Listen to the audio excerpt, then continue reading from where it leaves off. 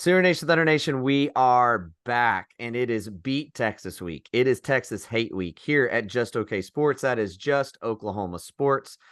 So, if you enjoy this time, please like, subscribe, all the stuff. Are we insiders? No. Are we reporters? No. Are we journalists? No. We're dudes who just get together and talk Oklahoma sports. That's what we do, and we're kind of idiots, so we're going to make you feel great about yourself. That's why it's Just Okay. I'm Daryl. That's my brother, Jared. What is up, Jared? Man, not a lot, dude. I had a whole I guess it's not really a Florida man story, but I had something interesting happen this morning, early, yeah, I guess morning technically. Before noon. Everything before noon's morning, right? Like I guess. Everything So before noon is morning. um Yeah. yeah, this morning I got like a knock at my door. And it was the neighbor's guy that mows the neighbor's yard. Okay. And like I have a privacy fence, right? Right. And then they don't have a privacy fence next door, like there's no fence. So he says that he found it that way this morning, which I find a little bit suspect, that he just happened to find it, even though I let the dogs out like an hour before that and it was standing. But what I'm assuming happened is he was trying to mow next to my fence to get their yard, and I think his mower like hooked the fence panel that's Oh. at the end, and it knocked it over. And he's like, "Oh, I was just letting you know." And I was like, "I like my dogs were just out there like an hour ago, and it was fine." So it's like not a windy day, you know what I mean? Right. So I was like, "That's how I Right. woke up this morning." I was like, "Bro," and then like, and he was like trying to be like, "All like, well, I could like help you like put," and I was like, "Bro, like I'm not gonna like fight you over like you should just do the right thing because clearly." Like this does like I'm sorry, like this just doesn't make sense. You know what I mean? So anyway, that's how I started my day. So Nice. dealing with fin Nice. stuff. So Always the best. yeah. So Always but the other than that, best. everything's good. It's Texas Hate Week, man. It is. It's Wednesday. So we're a few days away from beat the hell out of Texas Day. But Heck yeah. I'm ready. I'm so hyped. I went and let's just jump into it. One of my traditions. I'm going to tell you my tradition I have every year. Yeah, we want to talk about this a little bit. And like, by the way, if you are watching on YouTube or listening on Spotify, we're like, leave some comments. Like, what's your tradition for this week? So Yeah. hit us with yours, Jared. So I think this one, like a lot of people have. So I'm just going to throw it out there. I think like a lot of people do this. I don't think it's special to me, but I wear OU stuff all every day of this week.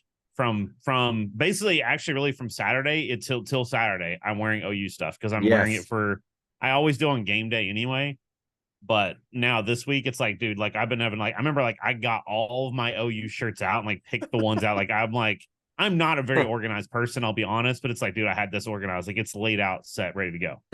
Um, so we're OU stuff. But the other thing is I went to Publix today and I got me some hamburger meat because I always make a beef product Yes. on game day. Yes. So Bevo Yes. burgers are going to be had. It's just going to be I think two of my friends may come over, but it's like a maybe. But either way, it's like I'll eat like 10 pounds of Bevo burgers if we just absolutely annihilate them. So I don't care, man. I'll look like Jabba the Hutt on my couch. I don't care. I'm going to eat as much beef as I possibly can.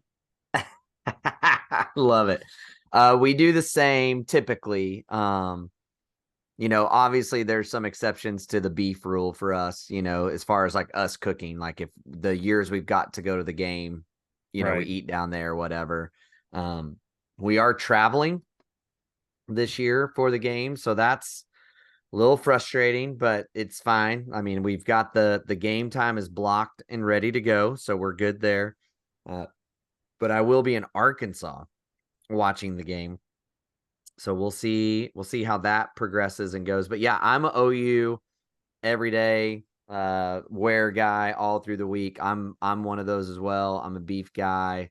This is the other one. This is the one week that I make sure that I have all my stuff clean though by Saturday. Because for instance, when you're down 28-7 at halftime, and you've got to mount a huge comeback, I change. I will change at halftime. Like I will have backup plans clothing wise just in case So is that your because superstition? You will change shirts if oh yeah.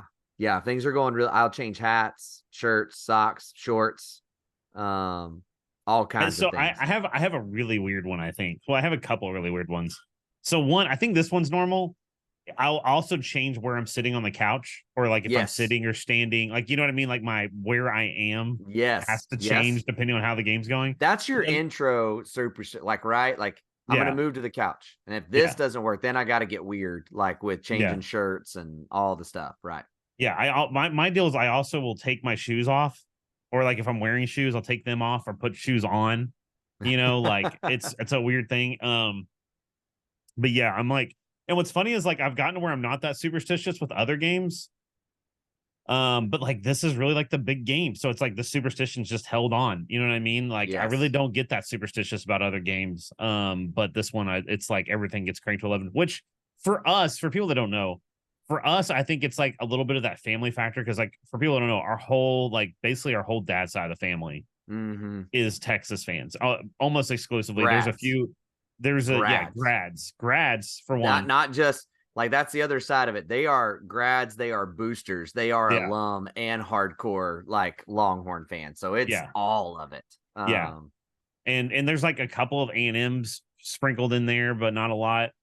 Um, but yeah, dude, it's like for us, it's like we have to amp it up because we used to go to the game every year basically, and we would have like a meetup, and so it was like you were doing everything in your power, like you had to feel like you were contributing because you knew if you left that game, if you left that stadium and you got your butt kicked, your Yeah. family's gonna let you hear. Don't get me wrong, I love our family is amazing. They're Oh, yeah, great. they're cool. They're actually very gracious and stuff. I mean, they're gonna talk a little smack, like that's expected. But you know what Yes. I mean? There's not like any like animosity. But No. still, you're gonna want to hear it. So you're gonna it's like you do not want to go through that. Did I by the way, speaking of this, just really quick, somewhat proud dad moment and terrified dad. Did I ever tell you that at our grandmother's funeral that my son almost started a family feud? Oh no, you did tell me this story, but you should tell Okay. us. Oh my gosh. Okay. So our grandmother passed away. I believe it's been about 2.5 months ago or so now. Is that right? Is that Who about? was also, by the way, a massive Texas. She was a Texas grad and a Texas fan. Yes. When But she put the yep, remember she put the OU banner, the little yep, pennant up in the cabin, which was like a for us. huge thing for Yep, us. just for us. That's Yeah, right. that That's was right. like it So was like that was a huge thing. We were like, oh my god, she has one OU thing in the entire we house. This is converted wild. our grandma to what I think a lot of OU fans are with OSU. She could cheer for OU throughout the year, except for when we played each other, and then she was all in Longhorn. So, Yeah. anyways, so we go to her funeral. We're at the graveside, and if this will tell you about our family and their entrenchedness into Longhorn time. So they start doing kind of open mic time, right, with everybody saying, and our grandmother's name was Hetty. Hetty was this, and she was such a hard worker, and she was so gracious. She always held us. She was the glue, all these things. And out of nowhere, our cousin slash uncle says, and the other thing that we can't forget is that Hetty was a quintessential amazing Longhorn, and does this. My 11-year-old son, thank God, was out of the view of everybody else. As soon as he heard him say that and saw the horns go up, straight up goes like this. Yeah. Song, and my wife has to be like, no, no, no, no, no, no, no, like you, like not now, like this is not the time Right. at all. I mean, it was I was amazed he didn't shout Texas sucks like really loud at the moment. So Yeah. that's kind of the family dynamic that we run with. So this game even means a little more, I think, to us because of what can come out of that. So it's wild. But yeah, those are all I think we're very in lockstep with that. But seriously, on Twitter, everywhere else, what are the superstitions? What are the traditions? But that's definitely some of mine. And I even every week, even though I say I'm not superstitious with every game, I drink the same coffee mug every game day. Like that's I have an Yeah, Oklahoma coffee mug every week. I don't drink coffee. So I don't do that thing. But yeah, I mean it's the I same drink thing. the same NOS every I don't drink NOS Saturday. either. Ghost Whatever, Energy, baby. whatever. Um That's right. Yeah. but yeah, no, I mean there's a bunch of different traditions. And there's like things that I probably do that I don't even think about when it comes to this Oh game, you yeah. know. I bet. So it's really funny because like I know you're going to like a wedding or something, aren't you? Isn't that where you're Yeah. going? Yeah. Yeah, it's funny because I had I had a friend of mine, and he was like, he was getting married, and he was like, hey, he's like, they went to the venue or whatever that they Mhm. really wanted to do it at. And his wife's like, well, they only have like this week or this other week that's like, it was like 4 months later or something wild, like way later. Yeah. And the week though, the first week was OU Texas, and he's like, absolutely not. And she's like, well, but I don't really want to fall wet. He's like, no, absolutely not. We're not doing that. Like, and he's like, I'm not. He's like, if we do that and we lose, he's like, you realize that our wedding will be tainted for the rest of our lives. Like, I'm not doing Yes. that. And I was like, yeah, I Yeah. was like, you don't. This is why, like, I wouldn't get married in No. football season just because it's No. like, And luckily the couple that's getting married, neither one of them care about OU per se. They're not like real fans. And Saturday is only the rehearsal, and right, it's at 8 a.m. And if you've ever been to a wedding rehearsal, that's 45 minutes tops. We're done. I'm headed back to the Airbnb, and it's game day. Game day is on from then on out. So, anyways, but now the crazy and the other reason I think that we're all so tradition oriented or superstition oriented is because look, we're about to give you a bunch of stats, and we broke down film, we've done all that stuff. It doesn't matter. Like it again, we say this I think every year on the pod. The one and only time our dad's ever gone with us to OU Texas was the year that Texas started the season, I believe 1-4 or something crazy like that. One maybe 2-3. But I mean, it was even when we met up with our cousins who are diehards, they're like, God, y'all are gonna kill us today. Like this is gonna be bad. This is gonna be really, really bad. And we got run out of the freaking Cotton Bowl. I mean, oh my gosh, it was is miserable. you. Like, Well, and it's just like it was the same thing. My boy Brady, hopefully he's listening. He listens sometimes. He's actually an OSU fan, so I'm never taking an OSU fan with me again. Um, but he went with me to the game one year, and we actually sat on the Texas side oh um wow. because one of our uncles had given me tickets on that side, and we were sitting in the upper deck, like, and we were like nosebleed, in zone, all that. And yeah, we got beat. I don't remember what the score was. It was pretty bad. Like they won by like 2 or 3 touchdowns or something. But yeah, it was again one of those years you shouldn't that like on paper, OU was dominant in like every Yeah. category. So you have to throw all that out the window. Because you don't know what's gonna happen. Yeah.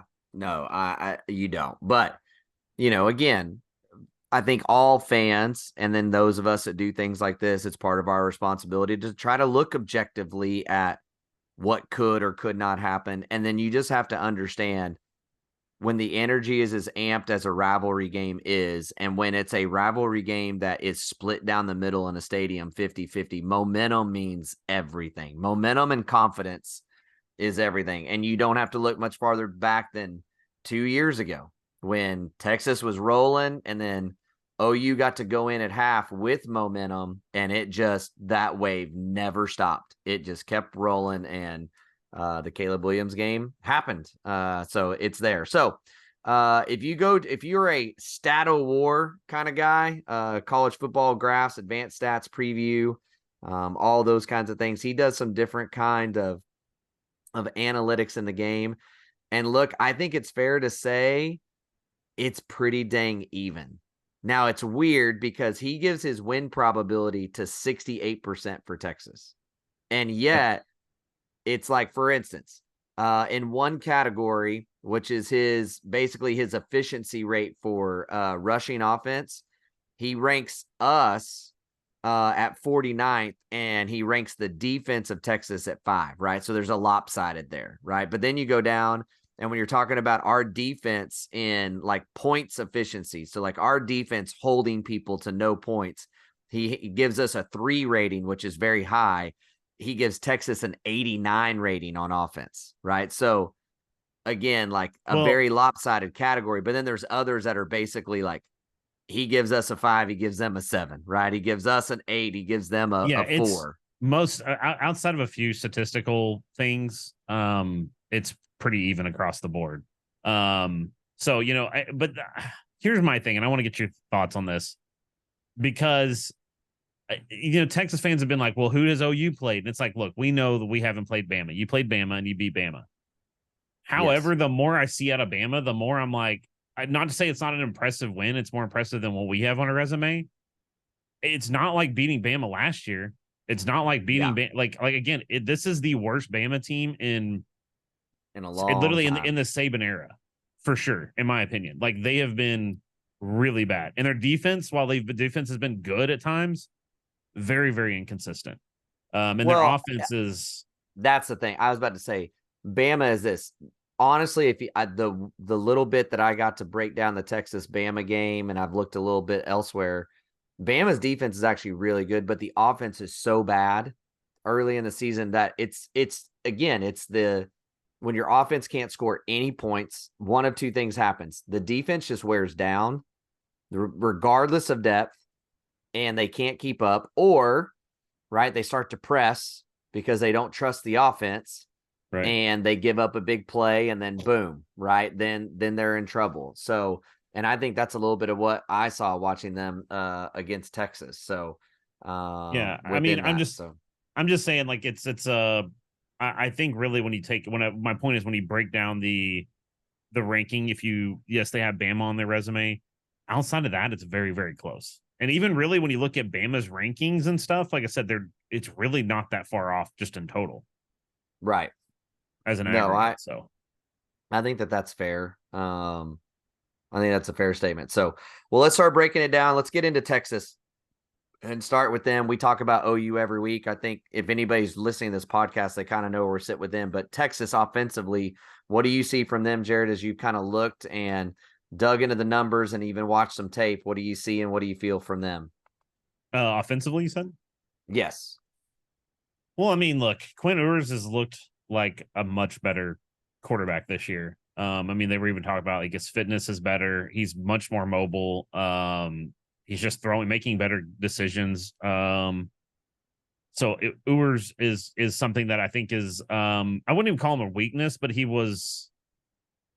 I don't know how to quantify him last year, but he was kind of that thing that was inconsistent, I guess, last year at times. Like he Mm-hmm. would just absolutely Yeah. ball out, and then other games he would just disappear. And Yep. this year he's looked pretty much on all year. So you're gonna have to watch for Quinn Ewers, and and I think he's mobile enough now that you're gonna have to respect him in the running game. So you can't just bail out and leave him in the pocket. So but I think that overall, like this team's got a lot of playmakers. Everybody knows Xavier Worthy. Xavier Worthy's basically every year he's been at Texas has balled out against OU. Yeah. So I think even though I think this year his season statistically isn't as going as well as what it has other years, I think it's one of those things when you look at it, it's like I think they're just spreading the ball around more, right? Like Mm-hmm. last year it was a lot of him kind of carrying the load, and this year there's more guys in that room Yeah. that are showing up. And then and like I said, it's just you can't circle one guy on this team. So I mean, those are my big things. And then also just the last thing that I'm looking for offensively is like at their offense is they've got a really good offensive line. Yeah.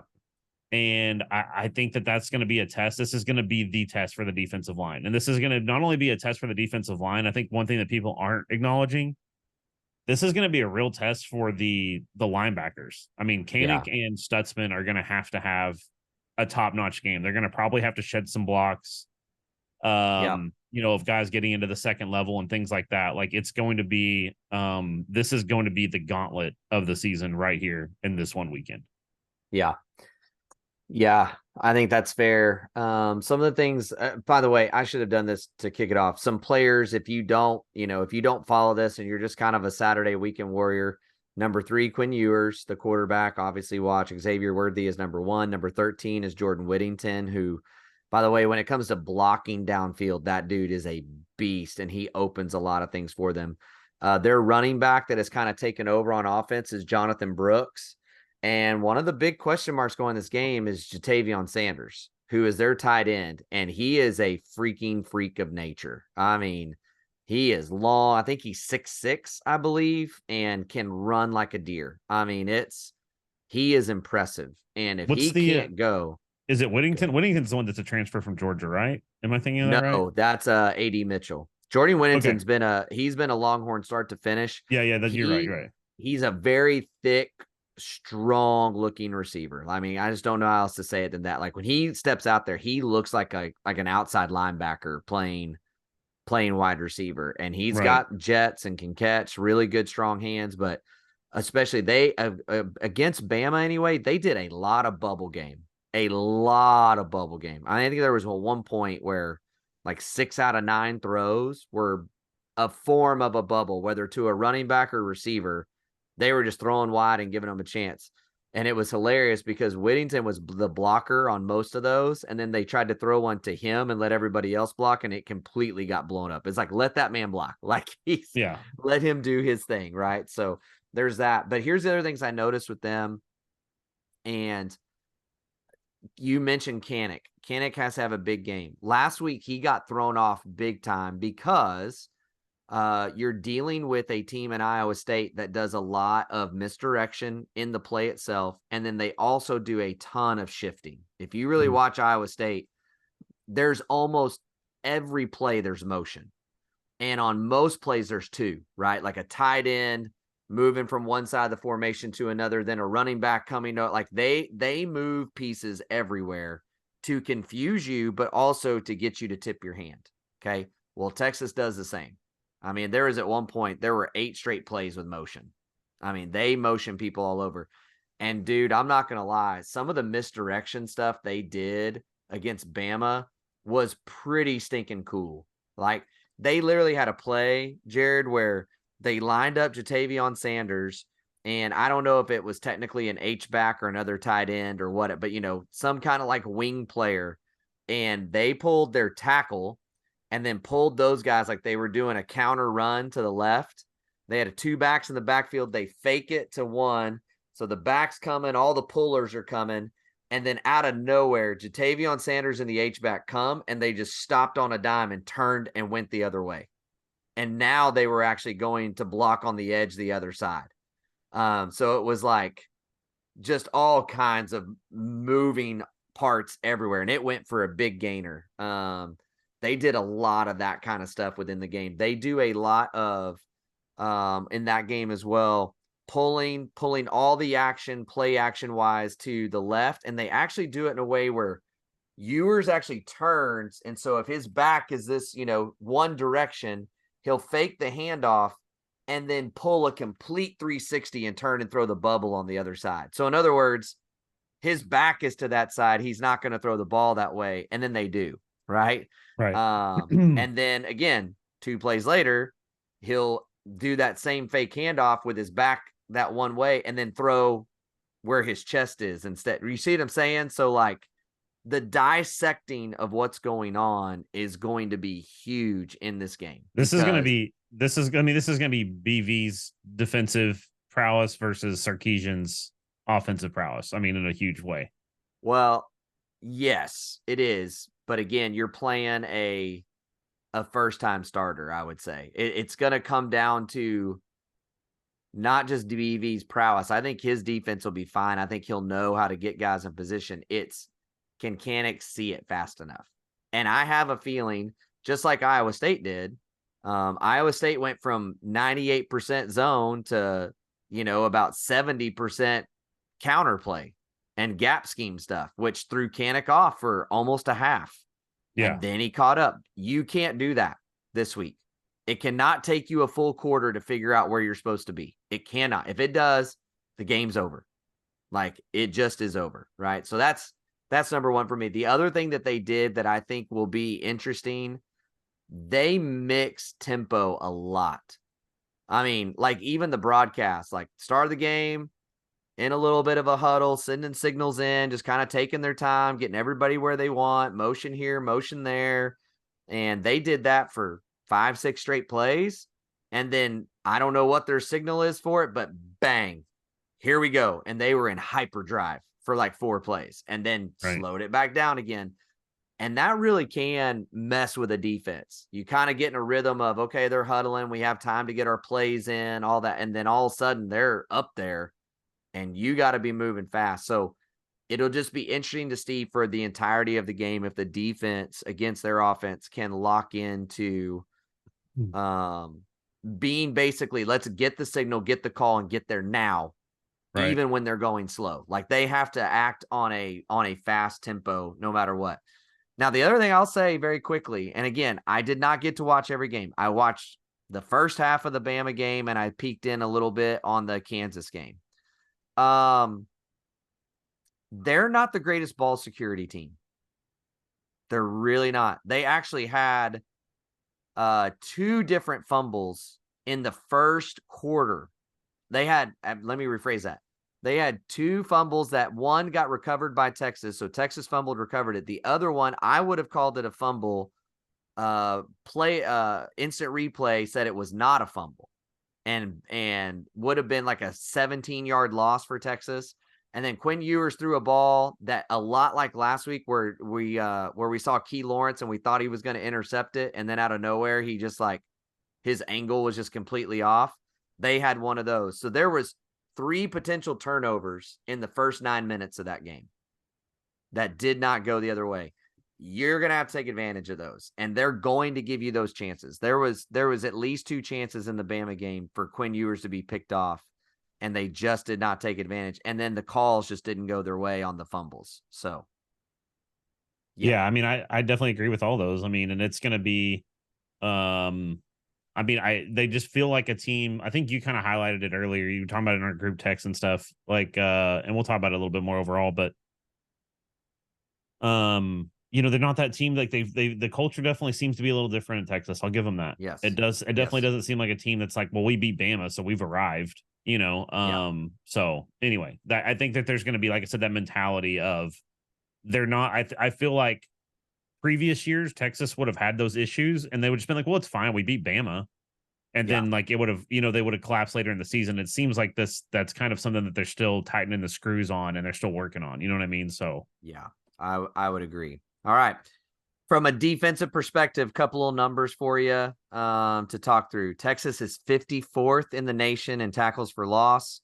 And Texas is 49th in the nation for sacks per game. Okay, so neither great, but again, while Bama's not great, that's still a really good team, and I'm sure that's skewing the numbers a little bit. Players to watch: Jalen Ford, number 41. Linebacker David Benda, number 33. Byron Murphy, defensive tackle. Devondre Sweat, 93, and Alfred Collins, 95.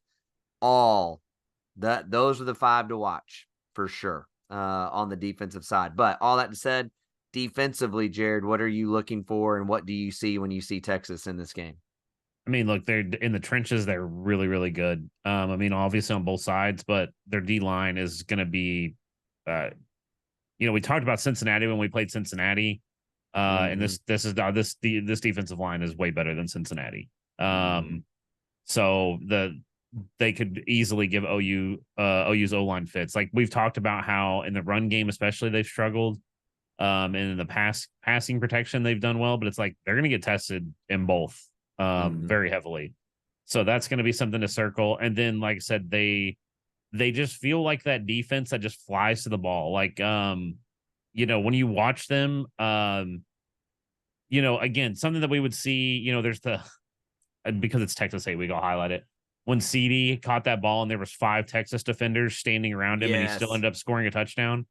You don't see that with this Texas team. Like this Texas team's not like that. Like if they're going to be swarming you, and they're not going to just stand there idly, watching you basically tiptoe into the end zone. I feel like they fly to the ball a lot more and they're a lot more team oriented. Like there's, like I said, some of the games that I've watched, when there was an interception or anything like that, or just a big play, there was always a guy there as backup. So it was like, it was going to be a big play regardless. So you're just going to see a lot of that, I think. And then honestly, just like, I feel like, I think with this defense, I think that they're going to, saying those things, I think that they're going to really dial up. Like this is going to be aggressive play call. I know that probably goes without saying, but I mean, like, I could see blitzes on a lot. Like I could see, I don't know what percentage, but a higher than usual percentage of blitzing. Because like we said, we've already seen plenty of times that they've even in pass protection where there's miscommunication on the O line, they let somebody right through, you know. And so I just feel like that's something that they're gonna do. And I just feel like they are a little bit more aggressive inherently this year too. Yeah. Yeah, this game, in my opinion, will 100% come down to their defensive line versus offensive line. Versus our offensive line is what I'm trying to say. I think that's the game, because I actually disagree with you in what I think Texas will do. I mean, if I'm Texas and I'm the D coordinator, watching how OU has struggled just to block in general, I'm putting 3 to 4 linemen down and saying, go to work. Now, I'm going to have a blitz package if that's not working, obviously, but my ultimate game plan would be the 4 of you wreak havoc. And honestly, they did that a ton against Bama. 4 guys down and go. They lined up in a ton of bear fronts. Now, sometimes that was with defensive ends, and sometimes that was with linebackers and safeties locked, but they'd put those 3 D linemen up and then have 2 more guys on the line of scrimmage on either side. And generally 1 dropped and 1 came, right? So it was 3 and 4, and then dropping everybody else into coverage. I think that's what they'll do. That's what I would do. I would test this offensive line, and I would say, look, keep Dillon Gabriel in the pocket. Don't let him run. Make him make throws in the intermediate game. Make him stand in that pocket and see how comfortable he'll feel in this atmosphere. And we're just gonna, I mean, if you can drop 7 guys into coverage to cover 3 to 4 receivers, because that's the other thing too, you cannot play Austin Stogner in this game. Cannot. You play Austin Stogner in this game and a running back and 3 wide receivers, it's going to be 3 on 7. Literally, every single receiver will be double covered, in my opinion. That's what I would do if I was Texas. I would just boa constrictor that whole zone back there and do the rest. It sucks saying, because like I like Stogner a lot. I do too. It's just, yeah, he's a shell of his former self, you know.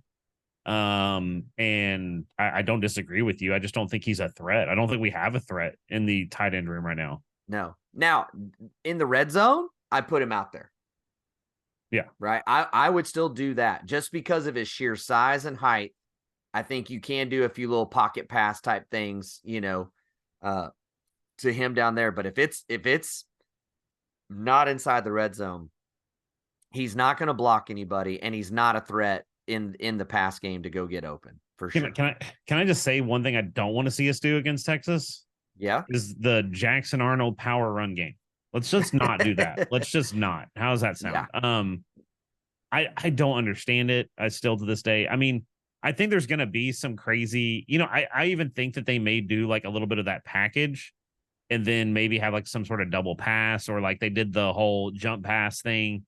You know, they may do something like that, but it's like overall, I don't want to see Jackson Arnold run up the middle, because especially against this defense, that he's going to get crushed. And our offensive line has not shown anything to make me believe that they're going to create a hole for him. Correct. Yeah. I mean, if you are going to like do a zone read, right? Do a speed option, you know, like if you really want him in the game, you don't want him to throw, do something like that and get him on the edges, right? Away from the middle, because that's the other side, man. If you start doing this power run game and 320-pound D lineman guy lands on top of him and he's out, now you're going to be skittish to run Gabriel too, because now you can't lose both. The whole reason that Gabriel tries trucking people going in the end zone is because he knows that there's a fail safe if he goes out, which is kind of cool to see. But like, if that goes away, it's not there. But yeah, if I'm Texas, I'm just trying to slow us down with that, and I'm backing everybody else up, which, by the way, we'll find out more later in the week, but there are reports coming out that Ryan Watts, which, by the way, friend of the podcast, was on here when he was an OU commit before he decommitted. He may not play in this game.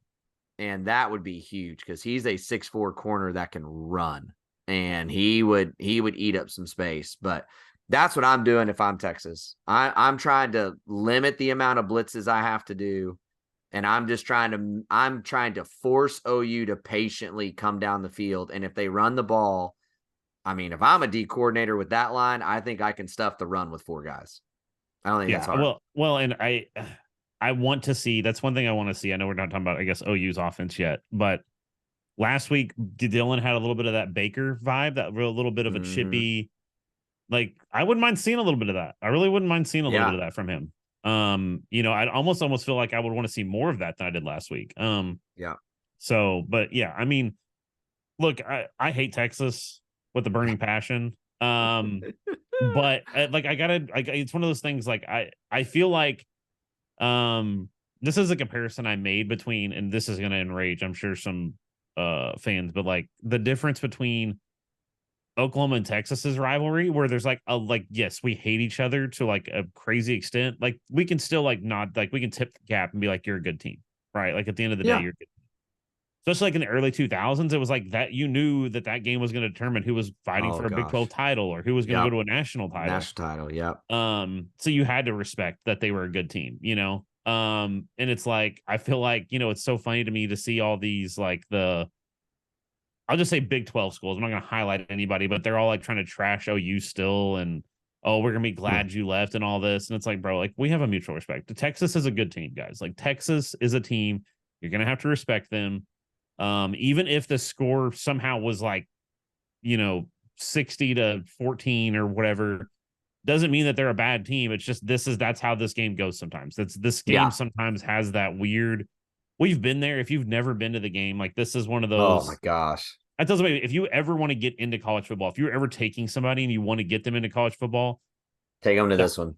OU Texas, Ohio State, Michigan, the Iron Bowl, like this is one of those like Mount Rushmore, college football rivalry type games. Like this is Yes. one of the top 5 for sure. To me, it's obviously the top. But anyway, there's just there when you go to that stadium and you're sitting in the stands, there's that like an energy, I guess. I don't know. It's like a very different experience than being at a game anywhere else that I've ever been. Well, and it's the split. That's what I think that OU or Ohio State Michigan might be one of the greatest rivalry in college football just because of its age and all. But like, it's one thing to go to an Ohio State Michigan game and it's just nothing but Ohio State fans. But when you go to this one and it's split down the middle, that atmosphere is completely different. It's just on a different level. But let's keep it breaking this down so we can get through this thing and keep people from falling asleep. Going to OU side of things, Jared, just real quickly, offensively, defensively, what's your game plan? What do you look and expect OU to do from both sides of the ball to attack Texas? Well, I think offensively, I'm hoping, like, this is, I guess, my hope. This is what I think they need to do. They need to establish a running back. Like, Marcus Major to me has been serviceable, but like I don't see how he's established himself as like a full-time back, I guess you'd say. Mm-hmm. So like I want to see maybe a little bit of Towie. I want a little bit of Sawchuck. Like you're gonna have to do something to get the running game going because that's gonna predicate you being able to throw the ball downfield. So I want to see us do a little bit of something with that, and I want to see us have a little bit of that grit, I guess, along the offensive line that we just haven't seen. Like I want to see, like I said, my honest opinion is Raym is physically able to do what he needs to do. He just he hasn't had that dog in him, so to speak. Mm-hmm.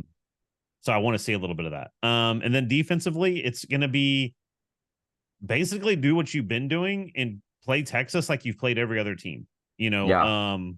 For most of the quarters that you've played, right? Outside of what, two or a quarter against Iowa State and a quarter against Tulsa.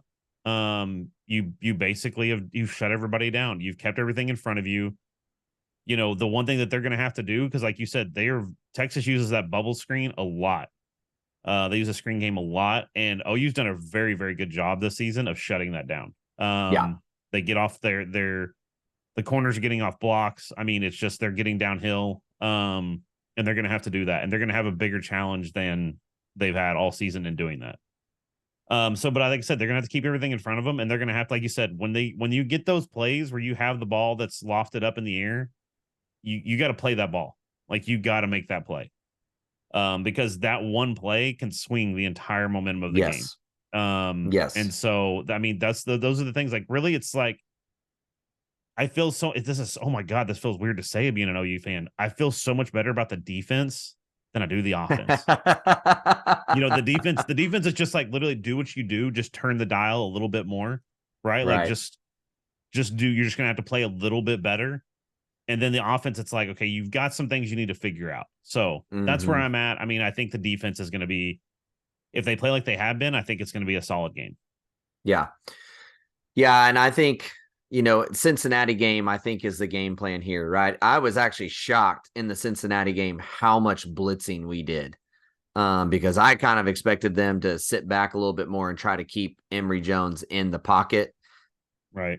And instead, dude, they were bringing stuff from everywhere. They blitz safeties, they blitz corners, they blitz one linebacker, two linebacker. I mean, they brought stuff from every angle, from every coverage.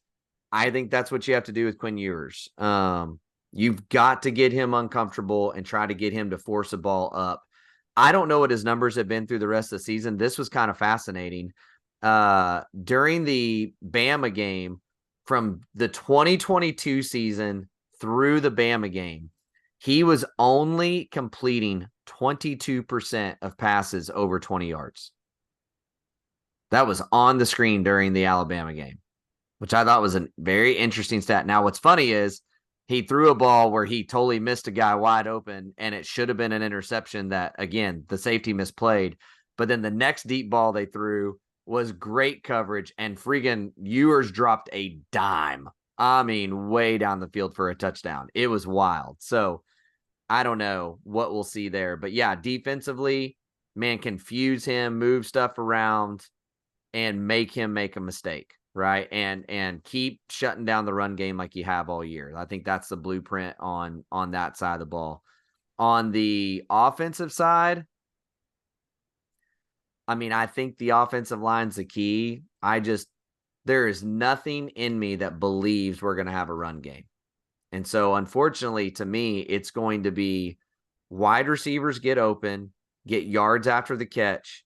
So establish the passing game to soften the box, and then you're going to have to come back. But the run game to me is going to have to be an accent of the offense, and they need to throw. And again, that's why I don't play Stogner very much in this game. I want, and last thing I'll say very quickly, and I said this the other day, play your best players. Play your best players. Play Nick Anderson a lot. Play Jaden Gibson a lot. Play Drake Stoops a lot. Play Farouk a lot, and Andrell Anthony a lot. Gavin Freeman, I love you. I love the story. Put him out there some, but he should not get the majority of the snaps. LV Bunkley Shelton should not get a majority of the snaps, right? Like, it needs to be those guys getting the majority of the snaps. At running back, I don't know what to think. If you ask me this from a pure talent level, I'm starting with Towie. And if Barnes is healthy, I'm going Barnes. And personally, after that, it's Caleb Hicks. Because I think Caleb Hicks, honestly, is the best combination, even though he's had like 2 carries the entire season. He is the best combination of power and speed you have of both of those things. Like, but do not just keep playing older players for the sake of playing older players. Don't do it. This that actually reminded me of one other thing too that I want to highlight. Dylan Gabriel's deep throw passing needs to be more consistent. I don't know how to say it because it's not been bad, but like he's had those throws where he's gotten away with it like several times.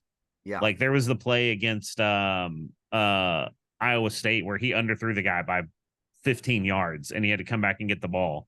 And Brennan Thompson's ball. Yeah. Yeah. And it's like if you throw that against Texas and they have an athlete that can even halfway pay attention to the ball, that might be an interception. Yeah. So there's some things like that I think he's going to have to be a little bit better because that's just one thing to me. That's one part of his game. And this isn't me calling for Jackson Arnold. This isn't me bashing Dylan Gabriel. I'm just saying Dylan needs that. That's the one part of his game that I think still has that little bit of inconsistency while everything else has been dialed up a little bit more. Yeah. I mean, I'm down with that. And back to the best player deal. Same on offensive line. If Caden Green is your most talented guy, put him in there. If Savion, go ahead. give me if you're Bill Bedenbaugh for a day. Who you putting in your starting five? Oh, I think I said this the other day. For me, I just didn't know if if it had I'm changed since Iowa State or recent. no, I mean, I would put Rouse. I would put Bird or Green, depending on who's practiced the best out of those two on the left. I'd put Troy Everett at center. I would actually move Jacob Sexton to right guard and play him at right guard. And I would play Guyton at right tackle. Yes, yeah, I don't have any problem with that. That's what I would do. Now I understand that Sexton's coming off the injury, so maybe that's the issue or whatever. But again, I don't want to crap on the guy because, man, when you listen to his interviews, he's dialed in. He is prepared. His mentality is great. And I'm talking about McCade Mettauer, man. Like, this is what's crazy. I'm going to say both things. I don't want to see McCade Mettauer play very much. And at the same time, I want that dude on every team I ever coach. Yeah. Like both you're are cheering, true of him. You're cheering for him harder than you're cheering for maybe anybody else on the offensive line, but you also don't want to Yes. see him play on the offensive line. Yes. 100%. Like, yeah. And against the talent that we're about to see, I mean, again, like we've seen 5 weeks of the same two guys getting knocked off the ball. It's time to move some things around where that's not happening anymore. I just to wrap this up too, because it's like we're talking about these things, and I think you have those guys like Cade that are show a little bit of that culture shift, right? Even at OU, and we've seen a culture shift at Texas. Yeah. It's like really this could be the first year of us getting back to the early 2000s levels of Texas, yes. OU Texas. Yes. So this is going to be this is the most, I'm the more nervous, but I'm more excited also to watch this game than I have been in 10 years, maybe. I don't know, a long time. Yeah. Well, and I mean, I talked about in Discord today, I feel like every OU fan, even this year, has kind of been hanging the hat on. Well, if things go really well for Texas, they're going to not handle success and they're going to fall apart because that's what they do. Well, I don't believe that that's true. I mean, listen to those interviews of those players today. I got to listen to about 5 of them, and dude, they're dialed in. They know. I mean, to hear them say like, this team hasn't really played anybody. They're like, it doesn't matter. They're 5-0. Like they put every reporter in check. They are 5-0. They got something going over there, and they know that we blanked them last year. They're going to come for blood. We have to play our best game. Like that has not been the demeanor of past Texas teams at all. They were asked several times, hey, you guys got more first place votes in the AP top 25. How does that feel? They're like, it doesn't matter. Like, who cares? Like, it's just like, what is happening? Like, it's a different level. So last thing on this game, Jared, for you, what are the 1 to 2 things OU has to do to win this game? Oh man, they've I think they've got to get pressure on Ewers. I mean, I think that they've got to dial up something somehow, whether that's bringing blitzes or whatever, some weird stunts or motion or whatever it is, confuse him like you said. But they've got to get pressure on him. They cannot let him feel comfortable because he has weapons. And if you let him sit back there with any amount of time, then he's going to pick you apart. And I think the other thing is, like I said, just defensively, it's like just do what you've been. Or I mean, just overall, like I said, just do what you've been doing. But then offensively, it's like, in a sort of in the same sense, do what you've been doing and executing your game plan and all that. Like outside of SMU, like call a good game, Levy, for God's sake. But if you do that, it's just execute. Take the ball. Like I said, this is going to be the biggest game of Dillon Gabriel's career, in my opinion. Yes. This one specifically, not just the OU Texas game in general. This one is going to be his most, because this is going to show people whether some of those things we've been griping about. Well, he doesn't throw across the middle of the field, or he's waiting. Like even we've seen some deep balls where he's waited a little too long, and it's like, well, against a team that's more athletic like Texas, you can't do that. Like you have to throw in a much narrower window. So Dillon's going to have to play his best game in an OU uniform this weekend, and I'm going to need him to see him utilize every portion of the field, the middle, the outsides, throw to guys open and connect deep balls and all those things. Like he's going to have to be, like I said, this is going to be the game of his career in college. Yeah. Yeah. I agree with those things. I mean, this probably goes without saying, but still, this OU team on both sides of the ball, I would say this. What OU has to do to win this game is they have to come in this game and play with absolute violence. I mean, there needs to be zero question about whether or not OU is going to bring a knife to a gunfight for 4 quarters. And literally that needs to be their mentality, that Texas has got Uzis everywhere and they're coming in with pocket knives and they do not care. Like that has to be the mindset and the mentality of it all. I think defensively, instead of like a player or a scheme, I would say this: it is simply dissecting all the changes. Just know your job, know where your eyes need to be and what it is that you need to discern, and don't get caught up in, like, as they like to say, all the window dressing, the moving this way and that way. Just see what you need to see and follow it and trust it, and you'll be fine on the defense. On offense, again, I just don't believe we're going to have a run game. So I'm going to say receivers, you have to get yards after catch. And that kind of ties in with Dillon Gabriel. Dillon, you have to put the ball in such a way that our guys can catch it and go, period. Like they have to be able to catch and go to win this game. So that's that. So it's kind of the game. And then OU fans, man, make it uncomfortable in that place, man. Get down there, get rowdy, get loud. Like this should be a fun game. It's game day. Mm-hmm. It's all the stuff. And really bummed that we can't be there this year, but that's the deal. We'll give our scores here in a minute and kind of our confidence in the game with everything. So let's move on to picks very quickly as we are wrapping up. It is college football week number 6. I've got some games here for you, Jared. Let me know what you are thinking. Let's start in the SEC. LSU at Missouri. LSU -5.5. Who you taking? Gonna take LSU. Ooh, really? I'm cheering against it. The Missouri fan base has been the most like, oh my gosh, yeah, obnoxiously. Like I said, I told you about the guy on the plane that was like, well, we should be competing for national championships every few years. And I was like, bro, yeah. I don't know what football you've been watching, but yeah, I agree. I want LSU to run them off the field. Although the problem is LSU's defense has not looked very good at all. And I feel like that's the one thing that has been pretty good for Missouri has been their offense with Luther Burden. Which this is like that's a battle of coaches we just don't like too. It's just kind of funny. Yeah, it's so true. It is so true. Washington State at UCLA. UCLA is a 3-point favorite. So that's Washington State at UCLA is a 3-point favorite. I'll go first on this one. I'm actually going to take Washington State. I think that their defense is for real, and I think it could give some problems and keep them in that game. I'm gonna go UCLA.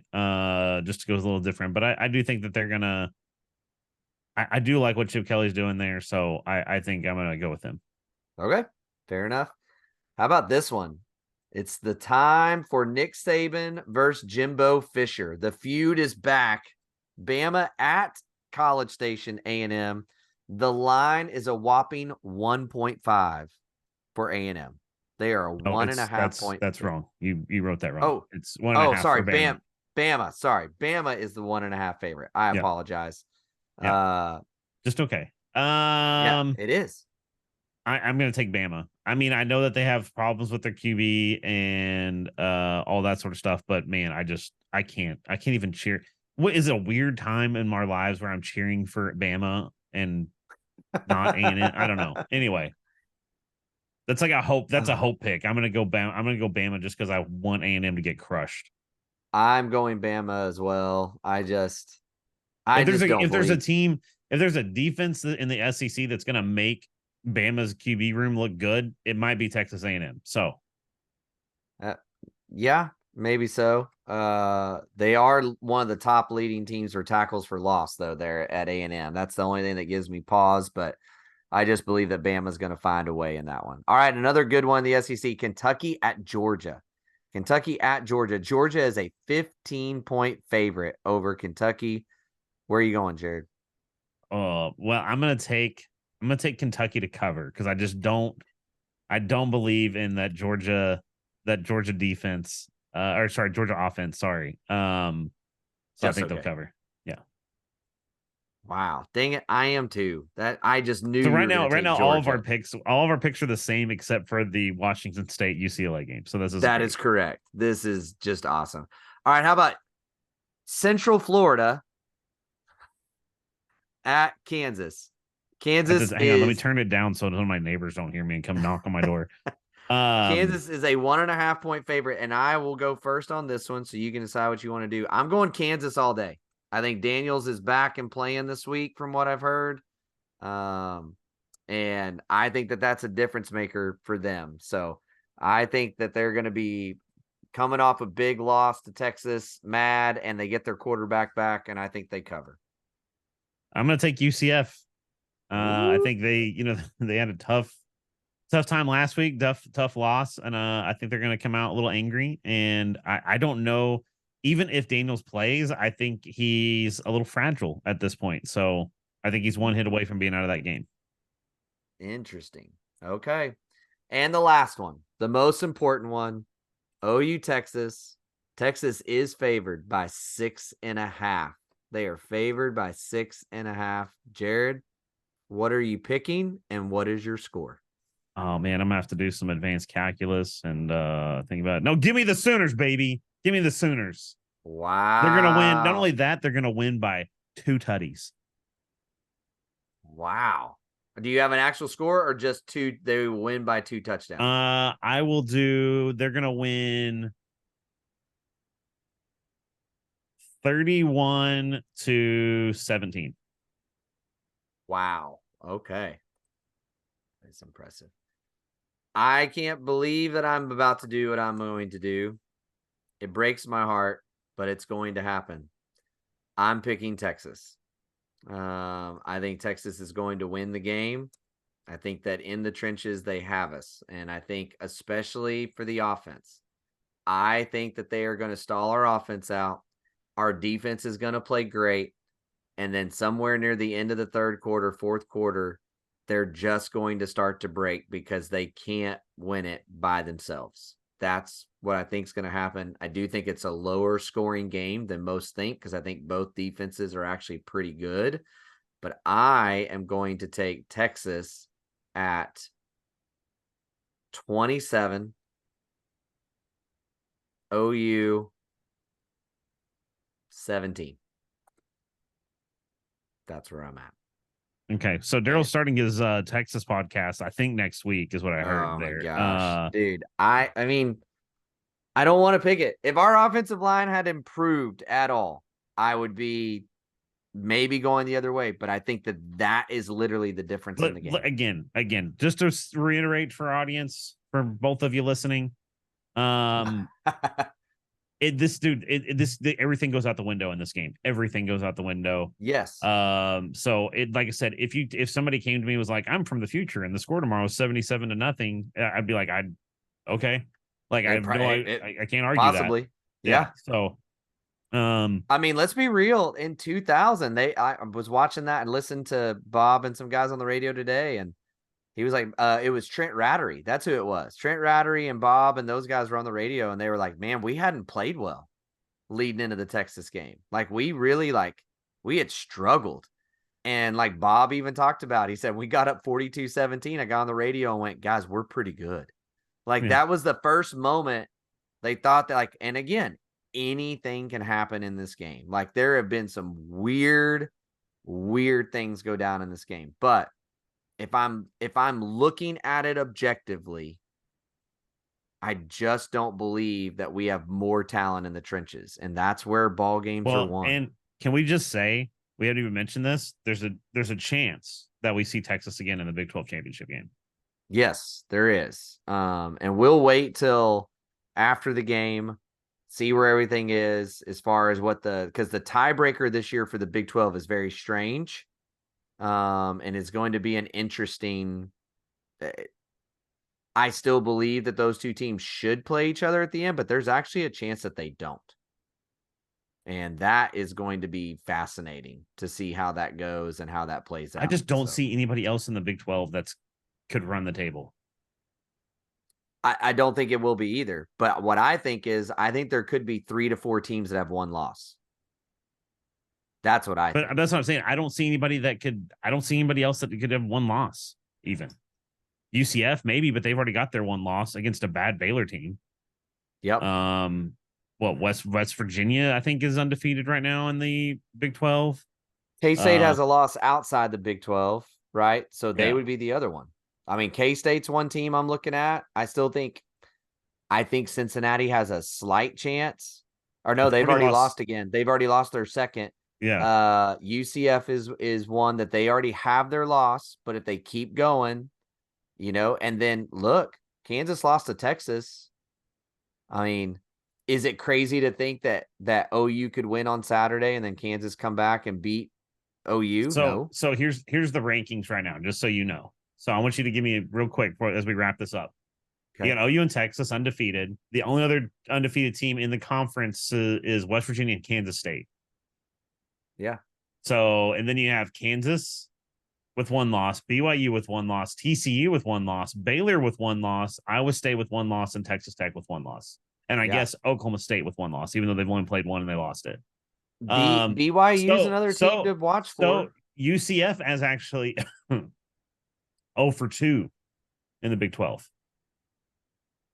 UCF is. Oh yeah, that's true. Because they lost to Cincinnati and they lost to Baylor. Yeah, that's very true. I think it was Cincinnati, maybe. I don't know. We're just okay. I don't remember. Baylor and Kansas State. Is Baylor and Kansas State. Sorry, Cincinnati game was last year. So, like I said, you're really looking at right now, I know this is way early in the season, but you're looking at West Virginia, Kansas State, Kansas, BYU, TCU, Baylor, Iowa State, and Texas Tech. Those are the teams that technically still could, but it's like Texas Tech has not played well. Iowa State has not played well.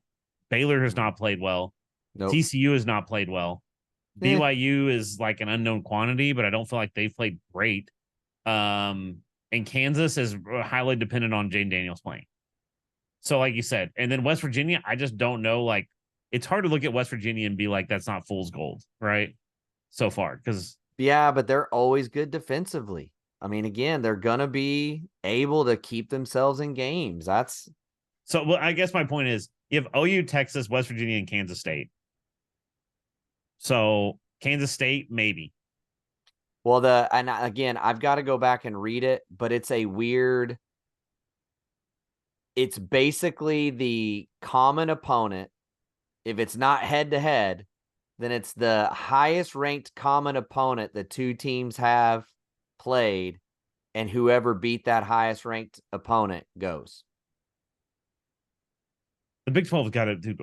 I'm so glad we're leaving this poverty conference. Anyway, but you see what I'm saying. So, again, if OU, I wouldn't be surprised. I wouldn't be surprised if Brett Yormark's like, okay, so we're gonna do a coin flip on whether OU's gonna get in it. Heads, the other team wins, and tails OU loses. Right? Yeah. I mean, it's a weird tiebreaker though. Yeah. That's one question, real quick, to wrap things up. Yeah. How's the Big 12 officiating going to handle this game? Are they going to just here's okay, when I really believe that there's a Big 12 conspiracy, here's what I believe. It is going to be nothing but penalties everywhere. Every little hold is going to be called just so they can say, we called 75 holds on the team that you guys played against them, and it's going to all be in this game. And here's the other thing. It will make this game unwatchable. So then the Big 12 would be able to say, no one even really watched that game. Yeah. Because it was so terrible. And Brett Yormark's not going to be there. No. And the SEC commissioner is going to be there. So interesting game. Is that a fact? I'm pretty sure that they confirmed he's going to be there. Yeah. Are you serious? Mm-hmm. I had heard that getting floated around as a joke, but surely not. Let me see if I can find it. I'm pretty sure. I've heard a bunch of people joking about that, how cool it I heard it on the radio today. They were like the game picker, like the picks guy for game day should be Greg Sankey. Like, how awesome would that be that Yormark I doesn't read go? something that sounded legit. Maybe it's a joke and it went over my head. I think it's more joking. I really do. But if you tell me that Greg Sankey is confirmed to be coming, no, this is from On3. SEC Commissioner Greg Sankey to attend final Big 12 Red River Showdown between Texas and Oklahoma. wow. That's from On3. So they're reporters. We're not. So I'm going to go with that's. And see, yeah. And then Brett Yormark said that's his future. He should support them. Wow. That's amazing. So that is amazing. It's gonna be, dude. I'm ready. I'm ready, dude. Okay, last thing, and then we're gonna stop because we could talk OU Texas forever. I am of this opinion. I don't know what you think. We have not talked about this at all, but this is my opinion. Okay. Do not chant SEC. Do not chant SEC. I am not. No. I'm for it. Oh my God. I'm for it, dude. I'm sorry. Screw the Big 12. Brett Yormark. Like the officiating was like the straw that broke the camel's back for me against Cincinnati. Where I just was like full in on the conspiracy train to the point where I'm like, dude, screw the Big 12. And then like the fact that every team, for some reason, the most lacking of self-awareness of your two ranked teams right now are leaving your conference, and y'all are still like, we're glad y'all are leaving. Like, shut up. You're not. Like, this conference is going to be a joke once we leave. Yes, I mean, I agree with those things, but let me look. Okay, hang on. Let me ask this real quick, just to get why the SEC. Look at the SEC, or look at the look at the roster of teams that are gonna be in the Big 12. Outside of like Colorado and Kansas State, who's going to be a team that you think is going to be ranked and can make noise? Utah. Okay, Utah is a good choice, but still. I honestly believe if Leipold stays at Kansas, Kansas is going to be pretty dang good. But which one of those? Here's the question I think nobody's asking. Which one of those? Utah might be like, I don't think it's a blue blood, but like Utah's got that following of a blue blood. BYU does a little bit because of the whole Mormon church thing. Right. But like outside of that, you look at that and it's like they're not really like every one of those teams, if you ask me, is like they're a bad season away from their viewership dropping through the floor. Right? Like even UCF. I'll say it. I live in Orlando. I can say it, whatever. If UCF had a 3-9 season or whatever, nobody's going to care. Nobody's going to watch the games. Nobody's going to. Well, yeah, but I think that's 99% of fan bases. That's not. The question is do they have teams that can be competitive consistently? And yes, I think Kansas State can. I think Kansas can. I think Utah legitimately could be the new OU of the Big 12. And then we'll see what Deion does. But, I mean, he's done more this year than I thought he would do. I'm telling you, and this will be my last thought, Deion at Colorado. I know people like this is a polarizing thing. I know we're tired of talking about Deion. Give him another. I'm going to be anxious to watch him next year. If he can go and recruit and hit the transfer portal and he can sell, I need some guys in the trenches. Like, that's what he's missing. Like, honestly, if you watch their games, he probably, even against Oregon, like, honestly, it's like if Shadir Sanders isn't getting smoked in the backfield after like 2 seconds, that might actually be a game. You know what I mean? Like USC, it's like, dude, USC, if they had a competent offensive line, they'd probably come back and win that game. Just saying. Yeah, so maybe. I'd buy Colorado stock, is what I'm saying. As much as I mean, again, he's done more than I expected. It's been pretty good. So we'll see. But we are split on this pod. Jared has taken OU. I have taken Texas, as much as that pains me. But if I'm being honest, it's just where I'm at. But I obviously will be rooting that I get to come on here and say I was an idiot. That's my hope. That's what I want to see. You're gonna do that anyway. I just need Troy back to give me back up on it. Fair enough. So we will see when the review of the Texas game happens, because it might happen right after the game. I may just take all my stuff with me in case we win, that we just get on right then and just live stream it, go nuts, and let people get in the comments. So We'll see what happens. I'll have to be like rearranging my entire house because I'll probably, if we just blow them out, like every like thing in my house will be flipped over from excitement. Like, Yeah, I may be paying a huge fine to the Airbnb we're staying at if we pull this one out. So, yeah. anyways, but that's the deal. It is Hate Texas Week. Hey, don't forget to keep dropping your Sark comments on there. It's horns down no matter what. I don't care if I picked them to win. I hate them. I hope, and I really hope that it is an embarrassing day for them all the Hey, way. That's the way it goes. hey, and you know what? At the end of the day, Baker's gonna have more Big 12 championships than they do total. Oh, we didn't even talk about that, but that was a Yeah. line. It's amazing to know I will have more Big 12 championships than they will. Holy crap. That was, oh, if you can't find it, it's Baker Baker. Mayfield with Rich Eisen.